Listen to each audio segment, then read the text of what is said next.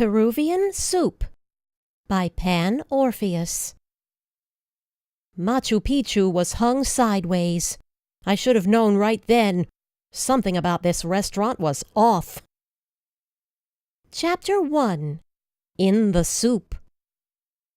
It all started when I entered a Peruvian restaurant in Lowland Park, New Jersey, on December 21st. Lowland Park is similar to Malville, Pennsylvania, but it's one of the stops on the New York line. Just another town grasping for gentrification and missing it by a mile. It wasn't a Phoenixville rising from the ashes, that's for sure. I had some time to kill and had never been in a Peruvian restaurant. It was dinner time, and I was the only customer. The waitress seated me at a table and handed me a menu. I looked around, and it could have been any restaurant, anywhere. The only thing that was Peruvian was a picture on the wall of Machu Picchu, hung vertically rather than horizontally. I had to tilt my head all the way to the right to see it properly. I thought about Phyllis. We broke up after Thanksgiving. She was an assistant art teacher at Rutgers, where I teach the history of electromechanical engineering. She finally told me that I wasn't exciting enough, whatever that means. She told me I wasn't worldly enough for her, that I wasn't interested in the mysteries. She didn't even like my music. She said it was too intellectual. I looked at the menu and decided that I really wasn't that hungry. The waitress came over with a pad and pencil. "The classic soup, is that a real Peruvian dish?" I said. "Yes," she replied. "Okay, I'll have the soup." She looked vaguely Peruvian, and I said, "Are you from Peru?" "No," she said with a look of disgust. She raised her chin up and said proudly, "I'm from Colombia." With that, she abruptly walked away from my table. Some other customers came in, and they all looked Peruvian to me. But what would I know? I've never been to Peru. The waitress walked over to them. They all spoke English and ordered the chicken. I waited, and after a while the waitress brought the soup. I put the soup spoon into the soup and stirred it. There was some kind of seafood in it, little bits and pieces, and what looked like pieces of onion. I scooped some up, blew on it just in case it was too hot, and tasted it. It had absolutely no taste at all. I expected it to have some taste, like most South American dishes, but it had no taste at all. I noticed that there was no salt on the table. I normally don't do this, but I'm very particular when it comes to taste, and I usually carry some salt packets with me to liven up the taste of things. Not every restaurant has the kind of salt that I like, sea salt. So I reached into a jacket pocket, pulled a packet out, ripped the top of it, and poured the salt on. I tasted the soup, and it was still too bland. I took another packet out, ripped off the top, and poured more sea salt into the soup. I tried it. It was better, a nice salty taste. Then the waitress came over. "Is everything okay?" she said. "Yes, except that the soup is too bland. I have my own sea salt and added it just to pick up on the taste a bit. It's fine now," I said. "You added salt to the soup?" she shouted. "Why, yes," I said. "It really needed salt." Her jaw dropped. She pointed at me. "You added salt? Sea salt? To the soup?" "Yes," I said. Suddenly the room started to spin. A wind picked up. It seemed as if everything was spinning around the waitress and me. The table in front of me with the tablecloth, soup, a napkin, and other items remained stationary, but everything else was a blur. It was getting hotter, and the waitress's clothing was changing. Her clothes changed to different colors, yellows, browns, earth tones, and she wore a headband with zigzags on it. Gold jewelry, earrings, bracelets started to appear on her arms. The whirling stopped.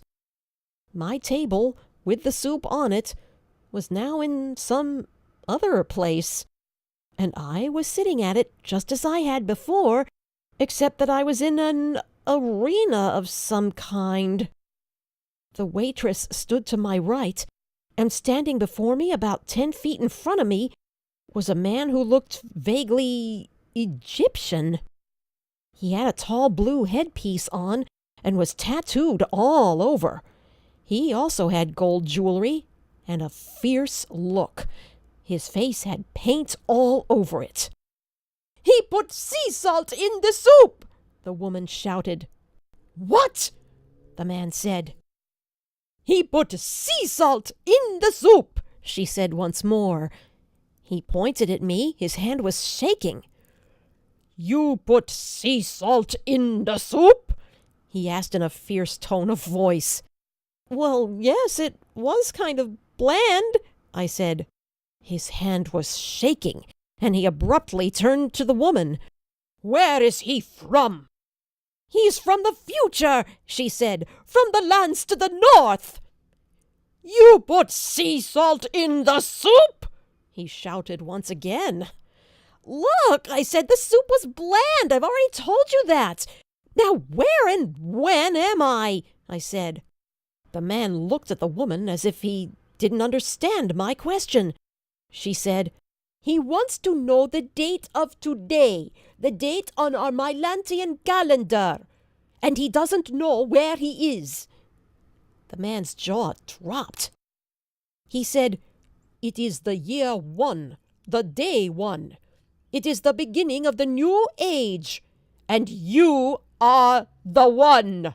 The prophecy has come true. You are in Caral, Peru. You put sea salt in the soup. You are the one." He rushed toward me and put his arms around me. The table collapsed and the soup went flying. "Look what you've done to the soup," she said. He looked at the woman with a look of disdain.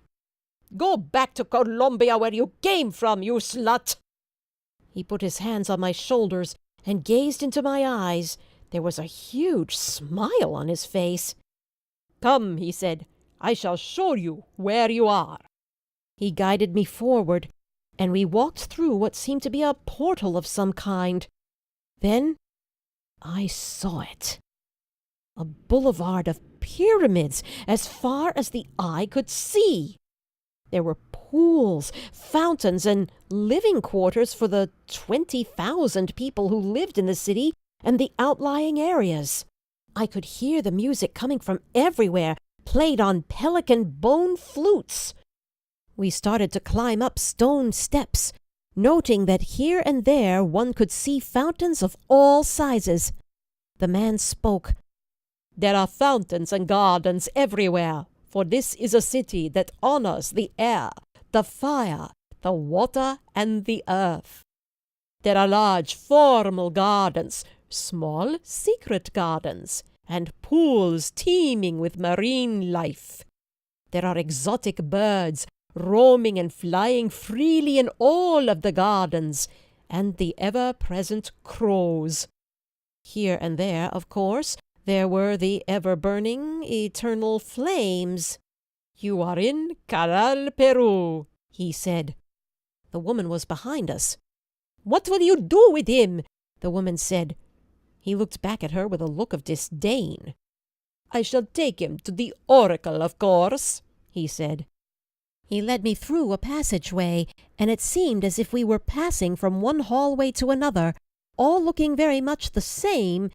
Then we walked down a circular staircase lit by what seemed to be torches, but a closer look revealed that they were some kind of light bulbs.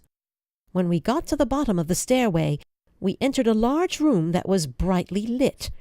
There were tapestries on the walls that depicted all kinds of what I assumed to be historical scenes. On the ceiling there was a mural in bright colors that seemed to represent the signs of the zodiac. Over on the wall there was a colored frieze that depicted the constellation of Orion. On another wall there was a tapestry that seemed to show some kind of spaceship's landing. Then I saw her. She was sitting on brightly colored cushions. She had long red hair and was dressed in red, black, and gold. She had a gold tiara on with the sign of a red condor on it. She also had a tattoo of a red condor on her right arm. She was breathtakingly beautiful and wore cosmetics reminiscent of the women seen on Egyptian hieroglyphs. She wore all kinds of gold jewelry. The man who brought me said something to her and pointed to me while he was speaking. I don't know what language it was. After a while he seemed to be finished. She said something to him, and he bowed to her. He walked toward a portal on the other side of the room, turned, smiled at me, and bowed. The woman motioned to me as if she wanted me to sit down on some brightly colored cushions that were in front of her. I walked over and sat down. She gazed at me with a serious expression and looked all over as if sizing me up. But for what? "You put sea salt in the soup, I assume," she said. "You speak English?" I said. "Where were you when you put the sea salt in the soup?" she asked. "I was in a Peruvian restaurant in Lowland Park, New Jersey. Who are you, anyway?" "Lowland Park, New Jersey," she said with a sigh. "That explains a lot." She looked away as if gazing into the distance. "You wouldn't happen to have a cigarette, would you?" she said abruptly.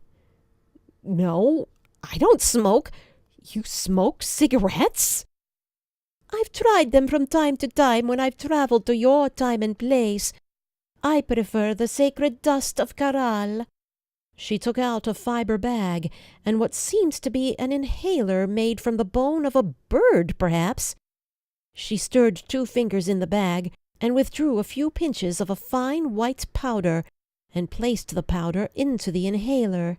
Then she placed the inhaler in her mouth as if it was a pipe and inhaled the powder. A glazed look appeared in her eyes. "Well, that's better," she said with a sigh. "As to who I am, I'm Phoebe, the oracle of this city, and you are, as they say in your time, you are in deep shit."